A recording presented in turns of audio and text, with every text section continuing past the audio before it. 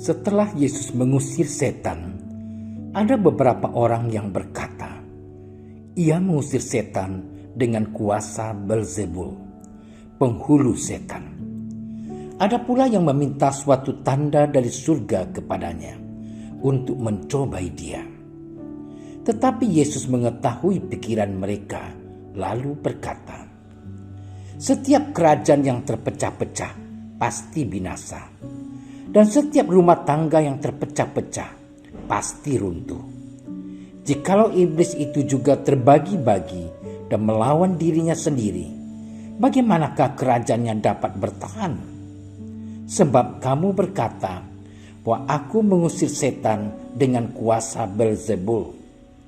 Jadi, jika aku mengusir setan dengan kuasa Beelzebul, dengan kuasa apakah pengikut-pengikutmu mengusirnya? Sebab itu merekalah yang akan menjadi hakimmu. Tetapi jika aku mengusir setan dengan kuasa Allah, maka sesungguhnya kerajaan Allah sudah datang kepadamu.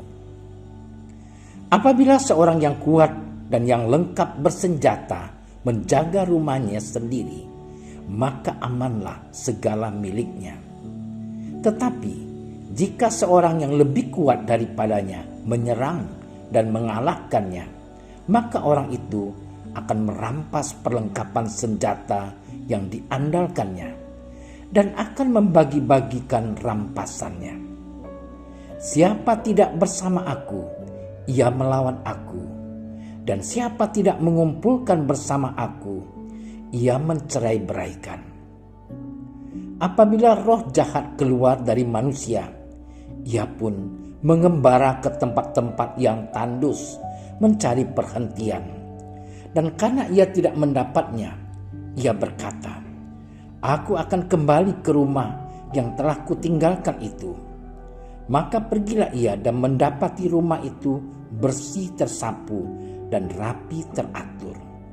Lalu ia keluar dan mengajak 7 roh lain yang lebih jahat daripadanya. Dan mereka masuk dan berdiam di situ. Maka akhirnya keadaan orang itu lebih buruk daripada keadaannya semula. Demikianlah Injil Tuhan.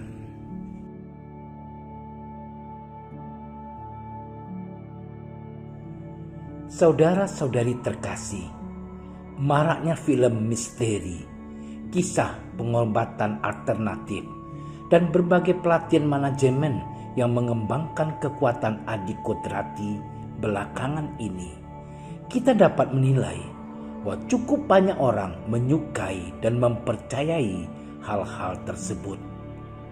Begitu banyak orang percaya pada hal-hal mistis, kepada paranormal yang dapat menjadi pengantara untuk memperoleh keberuntungan, jodoh, kekuatan, dan panjang umur, atau bahkan untuk mengatasi masalah karena ulah makhluk-makhluk halus. Kepercayaan seperti ini adalah kepercayaan yang bermasalah karena mengangkat setara kuasa roh jahat dan dengan kuasa Allah. Saudara-saudariku yang terkasih, Injil pada hari ini mengisahkan suatu anggapan lain. Ketika Yesus mengusir roh-roh jahat dengan kuasa Allah, banyak orang menuduh dia mengusir roh-roh jahat itu dengan kuasa Beelzebul, si penghulu setan. Dengan tegas Yesus mengatakan bahwa tuduhan itu sangat tidak masuk akal. Mana mau ia bekerja sama dengan Beelzebul? Dalam dunia politik memang tidak ada lawan yang abadi. Siapa yang hari ini menjadi lawan, besok bisa menjadi kawan. Karena adanya kepentingan yang sama untuk berkuasa. Tetapi kuasa kerajaan Allah dan kuasa Beelzebul adalah dua hal yang berlawanan untuk selamanya. Saudaraku yang terkasih, kepentingan kerajaan Allah dan kepentingan Beelzebul tidak pernah bertemu. Kuasa yang menyelamatkan dan memberi damai sejahtera tidak dapat berjalan seiring dengan kuasa yang merusak dan membinasakan. Dan mujizat-mujizat yang dilakukan Yesus menunjukkan bahwa dengan hadirnya Yesus, kuasa setan sudah dikalahkan. Lagi pula, roh-roh tidak mungkin terbagi-bagi dan melawan dirinya sendiri. Mereka akan bersatu untuk melawan Yesus. Maka berlakulah prinsip ini: siapa tidak bersama aku, ia melawan aku. Dan siapa tidak mengumpulkan bersama aku, ia mencerai-beraikan.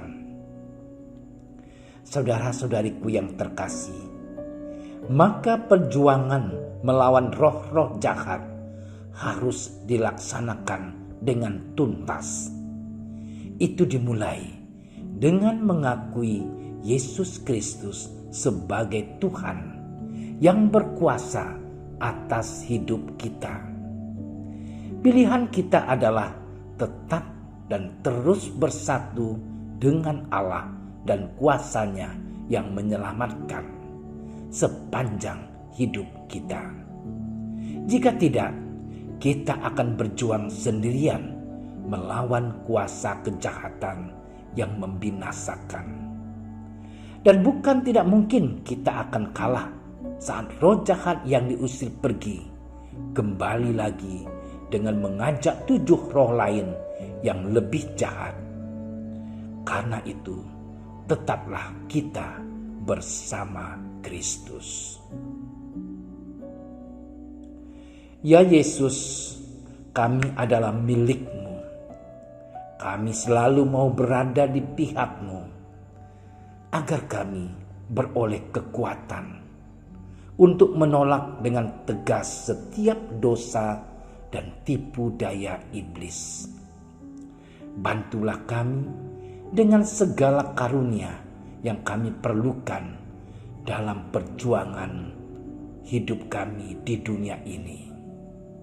Sebab Engkaulah Tuhan dan penyelamat kami, kini dan selama-lamanya. Amin. Terima kasih sudah menyaksikan renungan hari ini.